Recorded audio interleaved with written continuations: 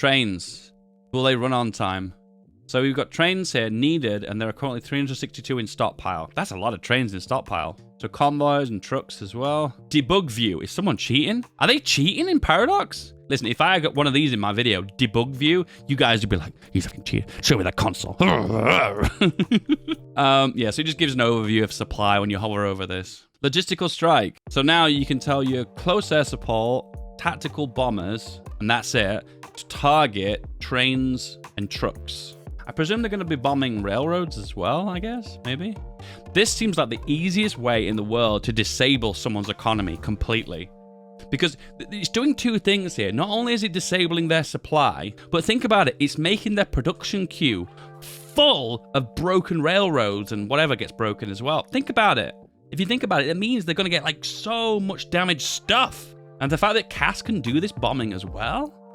Oh, we've got trains here. We have this train, this train, this train. This one's got armor on it. I don't know how this one's different. And these different trains are different factions. Awesome. Trains. I love trains.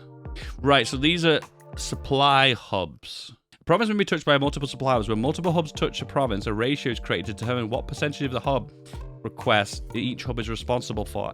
Every hub touches a province lessens the supply burden of other hubs after touching them. So can you just cover the map in supply hubs?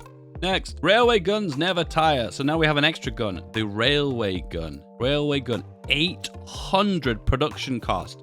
Oh, and you can only assign 5 military factories to it. Whoa. So they've artificially added limitations so you can't spam them. Ooh,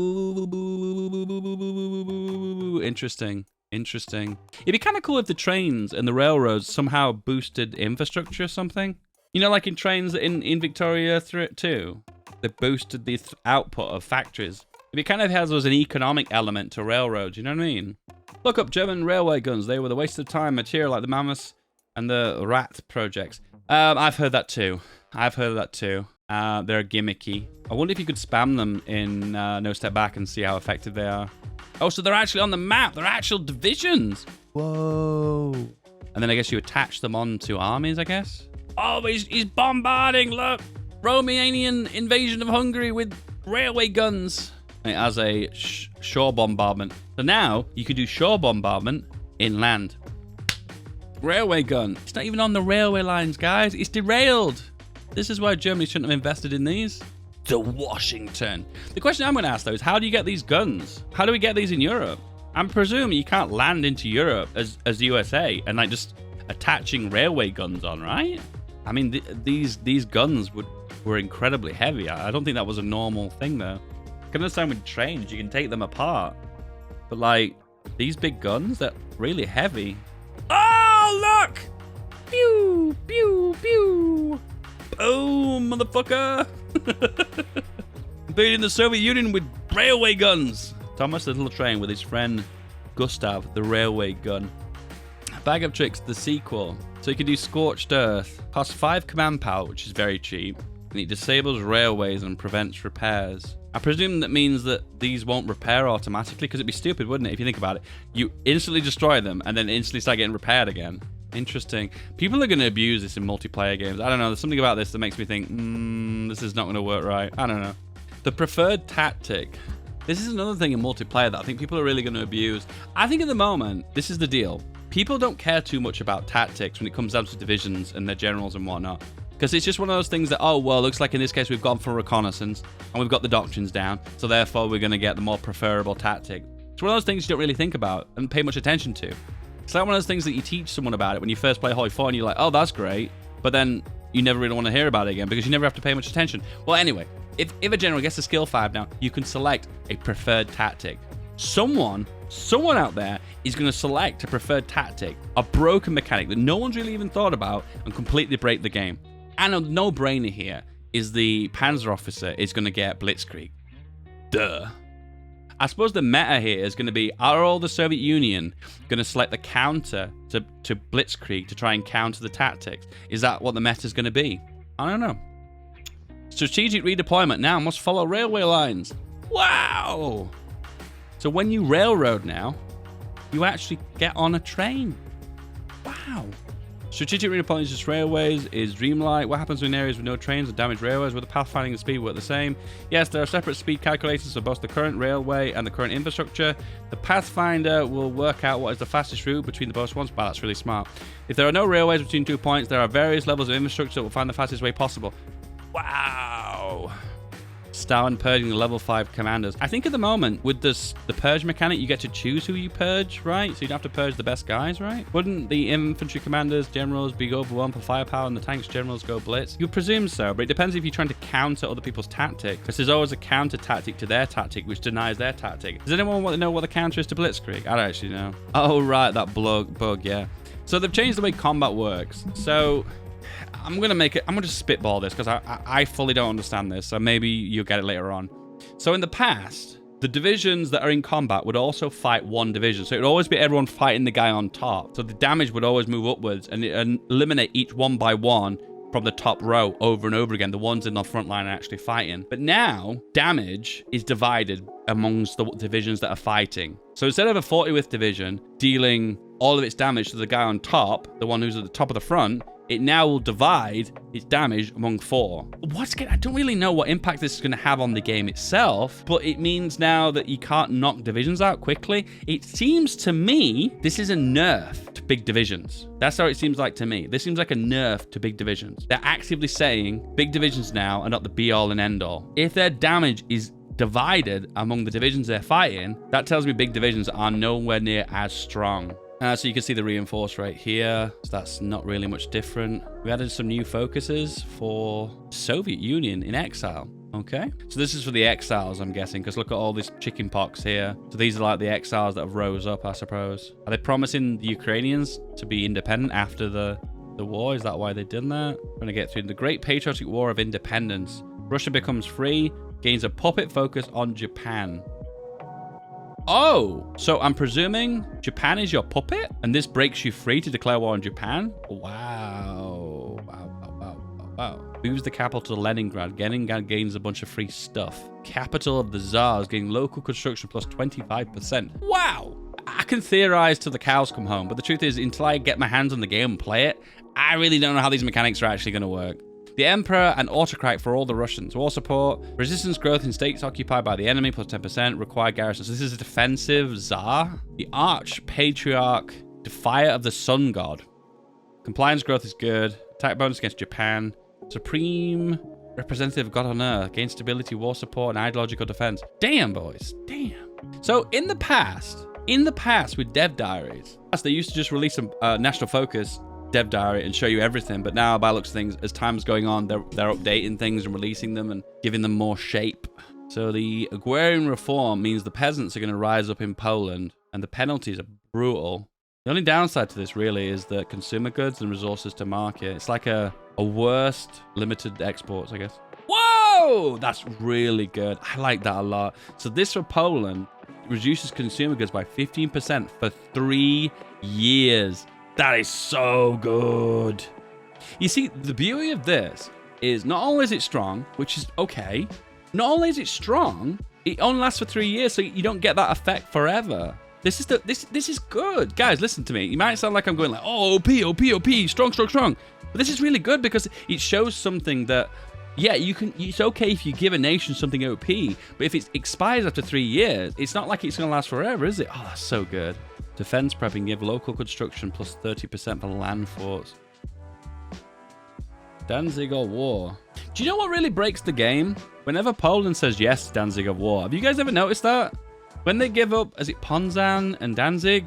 The game just goes a bit strange at that point, you know what I mean? Because they don't have to involve Poland, so that means they just head westward, don't they? And it just creates a really strange mechanic. Oh, they're destroying the railroads. Anyway, next up, there's a new mechanic called Initiative. It's not ready for today. We just made a few other changes to the target. Divisions now have a engagement width equal to twice. Controllable by defined modifiers in their own width. Combat with multiple provisional... Oh my goodness, guys. Big words. Targets were blah, blah, blah, blah, blah. Guys, I'm going to be totally honest with you. I actually don't know what this means. Coordination is a new stat that can be found there in a few places, including radio and radio text. Oh, that's interesting. And Grand Battle Plan and a new military spirit. After this, division will be the lowest organization and target will be targeted. Right. So it looks like coordination, a new stat, will affect who does the damage. You know what, guys? I don't like speculating on this because I just don't know how these mechanics are going to work. It's really hard to envision them until you get the hands on the game, and I just don't know. Anyway, recap about the officer cores, recap and AI improvements. Well, the officer cores we're familiar with. They give lots of bonuses, change the way tactics work. Division speed plus 5%, that's nice. Coordination plus 5%. Once again, not sure how that works. And preferred tactic plus 100%. So it makes tactics more likely to happen with this specific command spirit. I don't particularly like playing Hearts of Ironfall unless I'm playing the most optimal. And I'll be real with you guys. I'll be real. Most of my strategies, my exploits, and my tactics are not just thought up by me. A lot of them are thought up by the community. Sure, I've done it for a while, and when you guys suggest something to me, I make it more optimal and well-refined and make it into a video. But a lot of the time, you guys, you inspire me. And a lot of the time, when I release videos prior to the expansion pack like this coming out, I'm scared, man, because I'm realizing I'm not going to be playing very optimal because I've not had me and the community to optimize the strategies as efficiently, you know? It's not necessarily a case of I know best. It's just a matter of like, sometimes strategies work better when more heads have been bumped together to make the most refined strategy. And those ones make the best video anyway. So the AI likes tanks, apparently. I would love to see specific tank armies for the Soviet Union pushing into certain spots. And then you could go have full-on tank battles. Oh, that'd be so cool. Oh, the AI is weighting different locations based on buffer zones, I presume. Modding changes. Next. The best multiplayer patch is the one after the DLC. Oh no, they're the worst, bro. Straight after the DLC, everyone's gonna be moaning that it's like broken. Oh, it's broken. Everything's broken. Oh man. You have no idea how much people are gonna be upset that things are broken. Oh, new loading screen. All right, so they based it on an actual recreation of a bunch of screenshots and live action ones. That's really cool. Look at all these faces. Look how smooth their faces are. Damn. Railways. Are those railways? Oh, I think they're railways. That's really cool. That's really cool. One of our dedicated closed beta testers took a time to stitch together an overview of the railway map of No Step Back. Risk of opening a can of worms. That's really, really cool. So one of the achievements is to make a railway from Singapore all the way to Gibraltar. If you guys aren't aware, that's a world conquest. So can you just imagine what that would be like? So you go from here, here, and then here. So it stops here. So at this point, we have to annex Siam and connect it to here. Then we need another one from Burma to connect to East Bengal. East Bengal? Yeah, East Bengal. Boom, there. That's good. So boop. Then we need to annex Iran. Yep. Then we need to annex Iraq. Boop. So now you've got a decision. Do you want to go through the Soviet Union or do you want to go through Turkey? I think these are connected here with Turkey out with the bridge. So you annex Turkey, then go whoop, and then you're here. Then at this point, you have to annex Bulgaria, then Yugoslavia. Actually, the achievement doesn't actually say if you have to annex these countries. It just says you have to make a railroad. So technically, all you've got to do is... There's two parts to this then. So part one is annex Siam, Iran, Iraq, and Turkey. And then at that point, you've done it, right? I guess, do you need Spain then? So you have to connect from here to Spain, and then that's it? It doesn't actually specifically say in the achievement whether it has to be land owned by you or just land owned by somebody or other to make a big railroad. You can build railways and allies, right? I believe so. I actually don't know. But anyway, yeah, it shows that this is possible, and it might not even be as hard as you think. If it is, I prefer it wouldn't be a world conquest, though, because this connecting Siam, Iran, Iraq, Turkey... Oh, actually, in this case, you don't need Iraq, do you? You just go... and then... Yeah, and then they get one bit into Spain. I'm not sure if the railroad you need in Spain, you need part of Spain to control. But yeah, I thought that was kind of interesting anyway. Text lead. So apparently they're bringing DirectX 11. Does anyone in the industry understand how DirectX 11 differs from DirectX 9? I just don't know, guys. Help me out. If you guys actually know, let me know. Anyway, we'll do this final dev diary. We'll just tie on the end. So no step back, formable nations. Here's the list of tags. And here's all the name of the nations. The new formal tags as follows: Turkestan, Mountainous Republic of Northern Caucasus, Transcaucasia, Serbia, and Idel Ural. These are formable nations. So let's have a little look at this one. Oh, you can see here the northern mountains of the Caucasus. That's really cool. Ural Republic. Oh, wow, these are all the cores they've got too, so you can make them bigger. Oh, damn. The Great Horde. Oh, damn. Turkic peoples. Siberian Union of Independent Republics. Independent Republics? They don't look independent to me. Guys, that's it. Hope you really enjoyed this.